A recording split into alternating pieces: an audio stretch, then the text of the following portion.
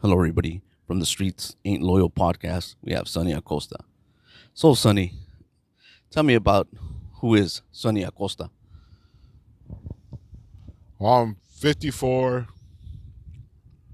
Uh, Moved around a lot. I can't really call anywhere home. I guess East LA is probably the closest thing to home, and that and Monte. Uh, been through some things in my life, and coming out on the other side and trying to be positive in life, learning that life is what you make it, and it doesn't have to be hard all the time. It could be something special.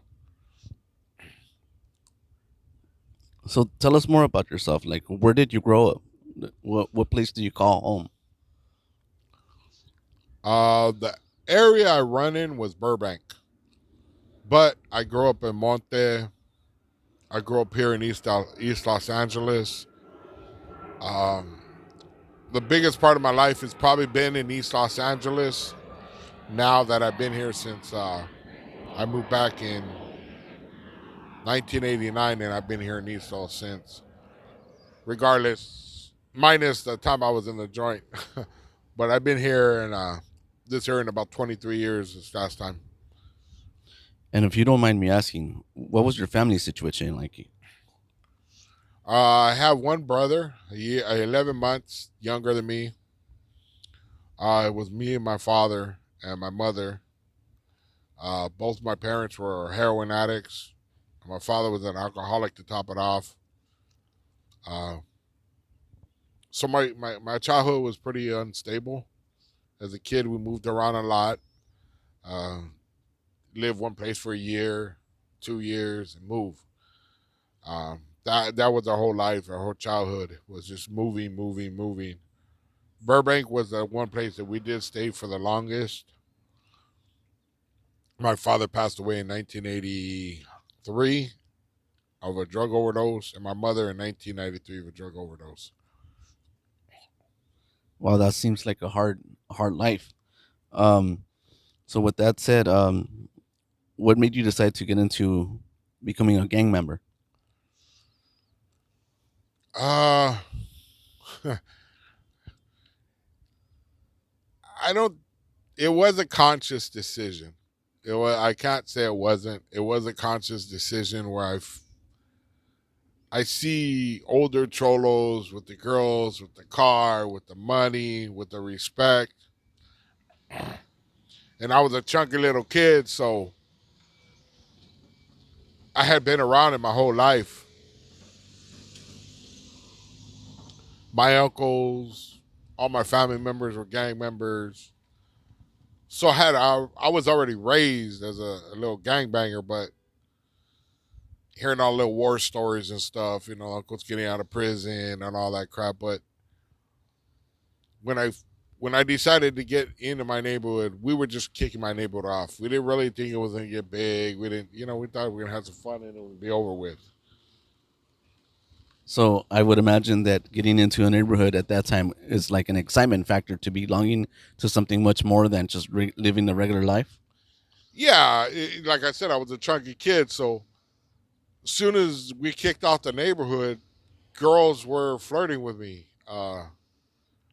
Had money in my figure. Guys would help me how to make money. Uh, the excitement, the gangbang, the respect. I enjoyed it. I had fun doing it at the time, not realizing the repercussions of it later. But at the time, it was the girls, the money, the cars, everything that I see my uncles have and my cousins, and I'm thinking, yeah, I want to be like that. Would you say that sometimes some people get into becoming into a gang member or joining a gang? They call it bullying now. Back in the day, they really didn't necessarily call it bullying, but sometimes people felt the need to join to a gang for protection. Do you think that might have been something that kind of happened in your life? No, mine was. I never felt like I needed the protection because if I needed somebody to back my play, there was always my uncles. There was always people around me, family members that were willing to go there. Me, I wanted to go on my own little way. I wanted to do my own thing. I wanted my own reputation. I wanted my own life. I didn't want to follow anybody else's. I could have got into the neighborhood that my family was part of. There was multiple neighborhoods that I could have got into, and I didn't. We started our own, kicked off our own thing. Um, I didn't. It was for me. It was the girls, the money, the drugs, and the. You know what I mean? That was it for me. It wasn't nothing about being scared of anybody or anything. So it was a conscious decision, based upon like cultural upbringing that Yeah, kind of there did it. was there was. I didn't mean to cut you off. There was me. There was multiple gangs that wanted me in their neighborhood, and I chose to go off of my own, branch off of my own. So being a gang member, did you ever go away for a while, and for how long? Uh, yeah, in 1992, I went away and I was gone for 8 years. Had a life term, overturned it. Well, I didn't overturn it. Got a sentencing modification, and I've been out 20, 22 years. So without giving out too much information, right? Living, in prison, having a life term. What's life like? What's the thought process being locked behind bars and knowing that you might not ever get out? If you're smart, you let the streets go. When you got a term like that, you're smart. You let the streets go because if you don't, it's gonna tear you up.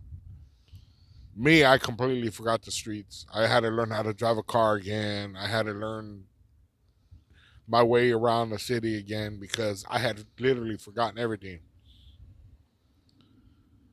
But I remember the day that I was walking. We were in Centinela on B Yard, and I was walking around the track. We got up to go to breakfast, and we're walking our lines. We got our hands behind our back. My Sally was in front of us, and I felt weird. Something wasn't right. And I told my Sally, hey, be on your toes. Something's gonna crack today. And he was looking around. He goes, I don't feel anything, like because you feel it when something's gonna crack. So he's talking about, I don't feel nothing. And when he told me that, I kind of looked around and looked at the wall. I looked at the barbed wire fence. I looked at the buildings, the gunners, and it settled in my head. And this was 5 years after I was already locked up. That I'm never going home. I was like, I'm never going home. And he's like, what? I'm never going home. And he's like, you already knew that. Like, to him, because he didn't have a life term, he couldn't understand what I was going through. It was just like, damn, I'm never going home. But I made a mistake that's going to keep me in here for the rest of my life. Thankfully, uh, somebody felt it. Maybe that change in me that I got the second chance. And when you were locked up, looking back now at whatever it is you did, sitting there contemplating, did you have regrets doing what you did? I mean, was it worth, being put away and locked up for a long period of time?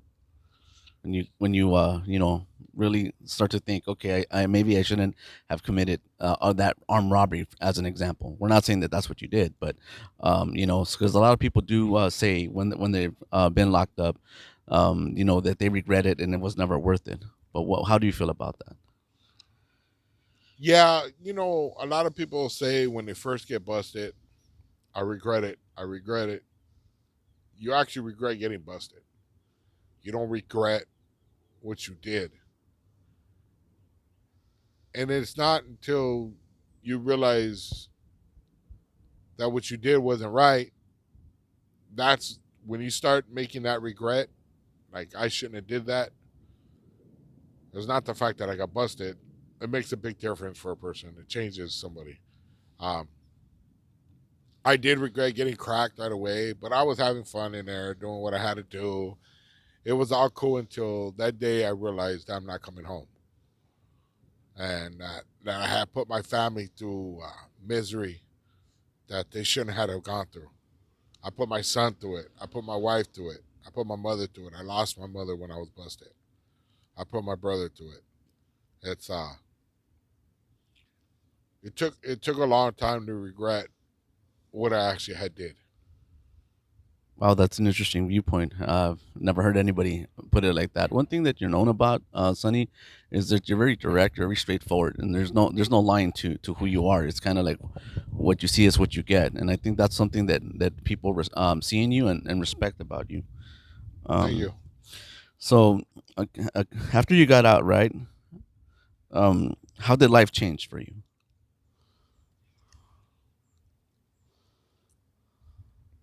Pretty quick, I started to realize that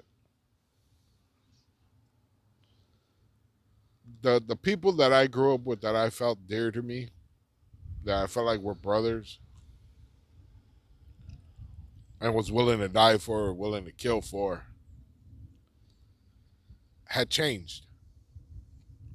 And I don't know if they had changed or I had changed, but something had changed. So when I went back to the barrio, I didn't feel comfortable there anymore. I didn't feel that love. I didn't feel that security. So right dramatically, I started to change right away, where it was like, hey, these fools ain't got my back the way I had theirs. These guys, and it's not to talk bad about them. It's just I want to say they were smarter than I was. I didn't. I thought about things in a certain way, and they thought about it for a while, but they had grew up out of it. So when I came out, it was just I had to learn to be with my family again. I had to learn to be a little bit more understanding with people out here compared to people in there, because everything's cut and dry in there. What's the street code? Is it like gang first, family second, or how does that work? It depends on how vested you are in that life. If you're really, really heartfelt into that life, your neighbor's always going to come first. But there's a lot of people that have families before they do the neighborhood, and those are probably the smarter ones, because family's going to be there. The neighborhood ain't. So once you got out, did you become like a voice to like the younger generation, kind of try to, you know, kick some knowledge and tell them what they should or should not be doing in the gang life? I when I came out, I ran with my homeboys for a little bit. Like I said, I just didn't feel the same. So I kind of ventured off on my own, doing my own thing. But I see somebody walk into the neighborhood, I would rush them. Hey, where you from? Trip on. I was doing it all by myself. And although I wasn't out there telling the youngsters, hey, get in the barrio, do this, do that, I was giving a bad example to those guys because they see me doing what I was doing. And it wasn't until maybe when I was about 50, 48, where I started, like when I got a hold of one of the homies, they would talk to him, hey, and he would tell me something. And if it was positive, I was trying to encourage him. So at one point you were part of a different podcast, but since decided to leave that podcast, you now have your own podcast. It's called the Street Saint Loyal Podcast. I imagine it has to do because of the upbringing that you are encouraged. But before then, before you started the Street Saint Loyal Podcast, did you ever have any aspirations to become part of radio or doing any kind of podcasting? I had no urge to ever be on a camera. I never had an urge to be on the camera. Never felt the need to be on it, and I probably wouldn't even started the streets ain't loyal until a particular person got at me offering to buy all my equipment if I would just do it because he said I helped him. That's that one person that made me. I didn't take him up on his offer. Said he wanted to drive me to Best Buy, buy me a camera, computer, and everything else, just to keep doing what I was doing because it helped him. I didn't take him up on an offer, but I told him I will do my best and see what I can do. So I never had the urge to be on the camera, but things have changed. I don't have the urge now, but I'm welcoming all opportunities coming my way right now. So podcasting is something that you kind of fell into. Yes. Oh, that's awesome. That's awesome. So the name of your podcast is The Street Ain't Loyal. Why that name? I took it because I realized that my biggest fault is loyalty. If I got your back, I got your back 100%. That's the way I was raised. That's what I felt. But I realized there was nobody else that took that same approach to things. So I start to realize that a lot of people sell you out real quick on the streets. There's no loyalty on the streets. And that's when I came up with the name. That's a great name to your podcast, and I think a lot of people recognize it right off the bat and understand what it means. Um,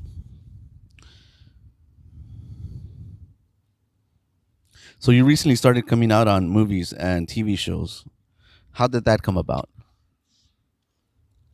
We were doing a podcast, another podcast that I was on with an individual, with a producer. And he had told me, Joe Castro, just, shout out to Joe. And he had told me, you want to be in a movie. And me being a clown the way I am, I was like, sure, yeah, I got you. Not thinking anything of it. And about a month later, he called me to be in a movie. And then it just kept on going like that where I meet people and they were like, hey, you want to be in a movie or a TV show or you want to, we got this open, we got that open. Why don't you jump on? And like I said, I'm taking every opportunity I get. I've had such negativity in my life that anything positive, I'm going to jump on it. That's great. So your podcast, what direction do you want to take it to? Uh, I'm not so much worried about monetizing. I'm not so much worried about subs because a lot of people listen. They might not sub, but they listen. If I can catch one or two kids or even help older homies change their mentality about what's happening in their lives or taking a positive approach to things, then I'm all game. I want eventually, I'm getting my son on little by little. He has lot of knowledge. And even though he wasn't running the streets like I was, he he lived that life because his dad was in prison, which is me. So I'm hoping that he takes over when I decide it's over, that he takes over and leave it kind of like a little legacy kind of thing. Some people would say that your channel is what considered a prison channel. What do you say about that? My channels is not a prison channel. Although I think a lot of people just, if your resume shows a prison term, people automatically gonna assume that you're a prison channel. I'm not talking about what happens in prison. It's none of my business. I'm not into putting anybody else's business out on the streets. I hold certain things dear to my heart where I didn't learn in prison or in the neighborhood. I learned at home. And there's certain things you don't talk about. So whatever's happening in prison, I stay out of it. And like I said, everybody just assumes just because you've done a prison term that you're a prison channel, and that's not true. Knowing what you know now, what would you do different, if anything? I would have probably continued going to school. Got my high school diploma. Maybe went to college. More than likely, go to college because I never felt the acknowledgement of graduating from elementary or junior high. I never felt that acknowledgement from anybody in the family. Yeah, I mean, oh, congratulations, good job, and they might even show up. But when they're at the graduation somewhere, they're talking to each other. They're not paying attention to me. You know what I mean? Um, and I think I was doing it more for them than I was for myself. I needed to think about, be a little selfish, and understand when I was younger that I needed to go to school and do things for myself so that I had a better life. Because I think education is probably the most important thing that's going to make somebody have a better life. Would you say that you started to live life now, the life that you were meant to live? Nobody's life's perfect, but I'm starting to see the beauty in life. I got my grandkids, I got my kids, I got my wife. I wish my parents could have seen me do better. Um, but yeah, I'm starting to enjoy life, and I'm starting to feel like I had this coming. When it's all over, because we all gotta go at some point, right? Um, how do you want to be remembered? Genuine. I want to be known as somebody that was genuine. That wasn't fucking pulling no snake moves. That's probably one of my biggest pet peeves is I can't mess with somebody I don't trust, and I can't mess with people that I see slither. I don't want to be one of those people that somebody looks at me and say, "Hey, homeboy's a snake. Homeboy did me dirty." No, I want to know straight up. Hey, homeboy was genuine. You might not be the best person in life, but at least he was genuine. You knew what he was. Wow, that's good stuff. What's your final message to anybody watching out there on the street saying loyal? Like, do you advise anyone to at this stage to get involved in gangs or be part of something like that? What's your overall life, I guess, lesson or voice or something that you want to like say towards that? I hear a lot of people talk about the game's changed, and it probably has to a certain extent. But the core of the games haven't changed. The rules haven't changed. The core is still there. If you want a negative life, you're gonna do negative things. There's no glory in hurting somebody. There's no glory in getting loaded, getting high. There is no glory in it. You might feel that, oh yeah, everybody looked at me with respect. It ain't respect that they're giving you, it's fear. I grew up thinking I had everybody's respect, but it wasn't the fact that they respected me; they feared me. I'm not saying I'm a badass. I'm not, saying that, but it's just even just a normal person walking down the street and see me coming with my khakis, my Ben Davis, or whatever, they would look at me and say, "Oh hell no, I'm going to the other side of the street," because they feared me. It wasn't because they respected me, and then a lot of people get that mixed up. The respect, the things I see from my family now is respect. The things I hear from my son and my daughter talking to me is respect. They're starting to see, hey, Dad, you're doing good. I'm proud of you, Dad. Keep doing what you're doing. You're a better person now. I I got tired of being angry all the time. It's not worth it. All it does, like I said, all the negativity brings negativity. Take all the positive opportunities you can get, and just make the best out of life. Like I said, life is too short for one, and life isn't about hurting people or coming up on somebody. It's about life can be beautiful. Watching your grandkids, watching your children grow up, being there at the graduations, taking the wife out to a special dinner with champagne and all that good stuff. You know what I mean? Nice vacations. Being scared of going on an airplane, going to Florida.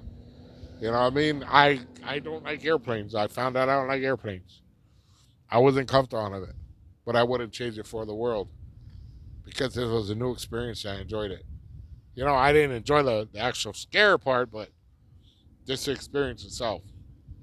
I'm experiencing a lot of things, and it's unfortunate I had to wait until this age to start experiencing these things. Well, Sonny, it sounds like you changed your life completely from what it used to be. It sounds like you're in a better place. It sounds like you're, like you just said, you're starting to enjoy and appreciate life for what it is. We're happy for you. You know, you obviously have the respect of your fellow podcasters. You're mentioned often in the podcast community, and I think, like I said before, it's because they see truth in who you are, and they don't see any falseness to what who you are and what you represent. Um, Thank you for coming on the show. Oh, thank you for having me. Shouts out to tacos and workouts. We've been talking for a while about doing this. Um, Unfortunately, you know, I've been going to school and doing a lot of things, so I'm always busy. But I enjoyed this conversation, and thank you for having me on.